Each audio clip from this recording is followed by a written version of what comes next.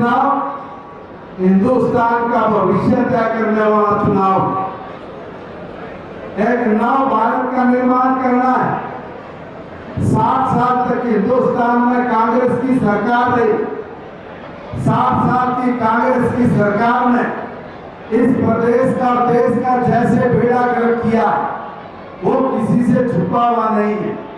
दोस्तों, आप सब लोगों को पता है कि अगर कोई कांग्रेस वालों से पूछे कि भाई 60 साल में कौन सा एक ऐसा काम आपने किया जिसको आप लोग उपलब्धि के नाम पर इस देश की जनता के सामने बता सकते हो, एक भी उपलब्धि नहीं बता सकते।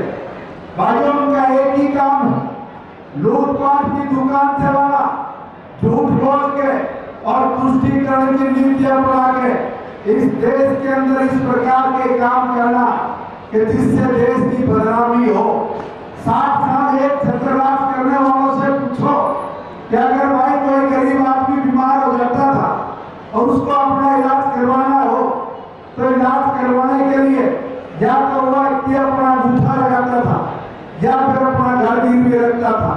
60 साल में लोगों ने कभी यह नहीं सोचा कि गरीब आदमी को इलाज करवाने की हम लोग व्यवस्था करके दें, मगर एक गरीब माँ का बेटा जब आपके आशीर्वाद से हिंदुस्तान का प्रधानमंत्री बना तो बनते एक काम पहला कर दिया और काम ये किया कि हर वो गरीब आदमी उसके लिए 5 लाख रुपए तक का एक आयुष्मान भारत का मोदी कार्ड आज हिंदुस्तान के हर घर में डाल दिया। भाइयों, हरियाणा प्रदेश में भी आपने एक संत को मुख्यमंत्री बनाया, नतीजा क्या निकला? ये कांग्रेस वाले जब बीपीएल का कार्ड बनाया करते तो इतना गदर मचाया करते जिसकी कोई कार नहीं। भाइयों, इनसे पूछे तो हम बीपीएल किसका बनाओगे किसका नहीं बनाओगे तो ये एक बात क्या कर दे कि भाई जिसके घर की छत पक्की हो उसका बीपीएल नहीं बनाओगे, जिसके घर में मोटरसाइकिल हो उसका बीपीएल नहीं बनाओगे, जिसके घर में टेलीविजन पंखा हो उसका बीपीएल नहीं बनाएंगे। तो भाई एक बात बताओ, बीपीएल बनाओगे किसका? फिर तो छान डालना खड़े बीपीएल के चक्कर में।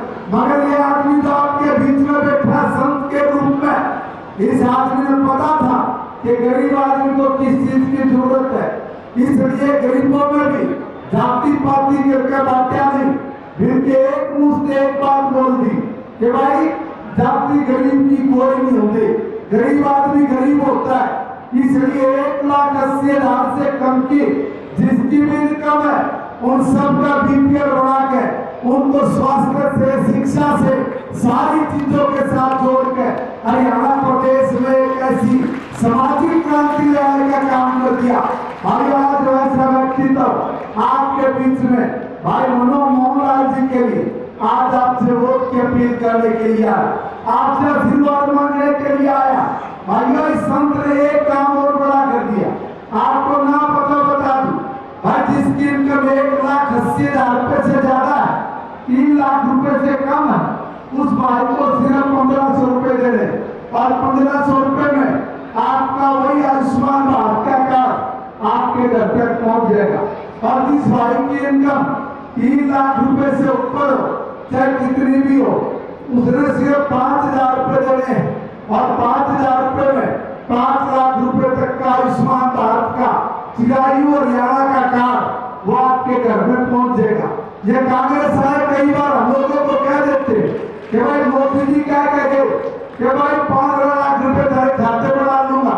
हमने तो इतने दिन हो गए राजनीति में, हमने तो कभी ये भाषण सुना नहीं।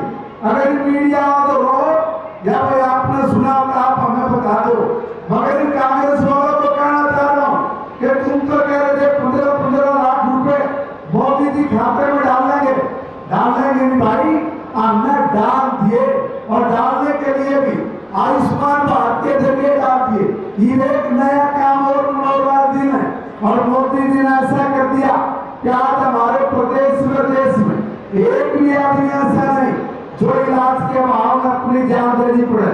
मेरे तो यहाँ के बुजुर्ग है जिसकी आयु 70 साल की होगी, चाहे मेरी ताई है चाहे मेरा ताऊ, 70 साल जिसकी उम्र होगी, उसके 5-5 लाख रुपए दोनों के एक के नहीं 5 लाख टाउन के 5 लाख ताई के अधर करा के 5 लाख अलग 15 लाख रुपए तक का इलाज एक परिवार का करके देकर हिंदुस्तान और हरियाणा की जनता को निहाल कर दिया।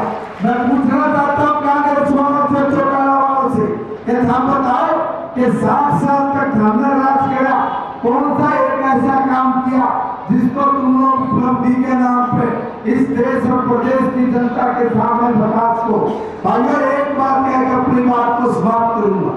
यह जब राज को है तो राजा में लोग हमारे तक पूछे क्या बोला भाई दादा साहब बता दे, जब ये चुटाला वाले आते हैं तो गुंडागर्दी फैल दे, ये उद्धार है तो यहाँ पे प्रॉपर्टी डीलर की दुकान, लूटपाट की दुकान आवे, और जब ये बीजेपी की सरकार रहती है तो ये विकास क्यों होता है, कैसे होता है? हम लोगों को कहता हूँ भाई विकास किस चीज से होता है? विकास होता है पैसे से, और पैसा आता कहाँ से? पैसा आएगा जब आप लोग लक्ष्मी मैया की पूजा करोगे, पूजा करके उसको लेकर आओगे, बुलाओगे तो लक्ष्मी मैया जी को बुलाओगे। तो भाई आपने कभी सुना लक्ष्मी जी कभी हाथ पर बैठ के आई हो? आपने कभी सुना लक्ष्मी जी कभी मायावती के हाथी पर बैठ के आई हो?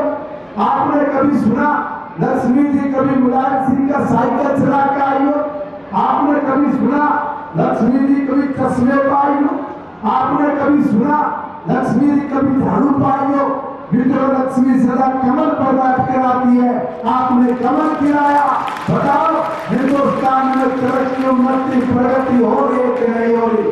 भाइयों इससे उन्नति, प्रगति, तरक्की के रास्ते मनोहर लाल जी और मोदी जी ने खोले, और उसी कड़ी में आपका भाई, आपका बेटा मोहनलाल आपके आशीर्वाद से जब हिंदुस्तान की सबसे बड़ी पार्लियामेंट में, पंचायत में पहुंचेगा तो आपके आशीर्वाद को ताकत बना के आपके हक हकूक की लड़ाई वहां पे लड़ेगा, और आपका अधिकार छुड़ाने की चौपाल में लेके आऊंगा। इसी कामना के साथ आप सबके बीच में प्रार्थना करता हूँ, अपील करता हूँ कि भाई आप अपने भाई को जन्म का आशीर्वाद देना, ताकि ये भाई आप लोगों की सेवा करने में कोई कसर ना छोड़े। छुड़ाने की मेरी सारी माता बहनों को, मेरे सारे जनताओं को मेरा कोटि कोटि प्रणाम।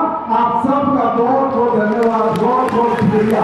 भाई सुरेंद्र बापू आज उन्होंने हमारी पार्टी ज्वाइन करी, और पार्टी में भाई के मान सम्मान की गारंटी आदरणीय मनोहर लाल जी के ऊपर सबको पता है कि भाई हमारी पार्टी में सब लोगों को पूरा मान सम्मान मिलता है, और इसी मान सम्मान के साथ भाई का पार्टी में बहुत जोरदार स्वागत है, और भाई को किसी तरह की कोई कमी नहीं आने देंगे।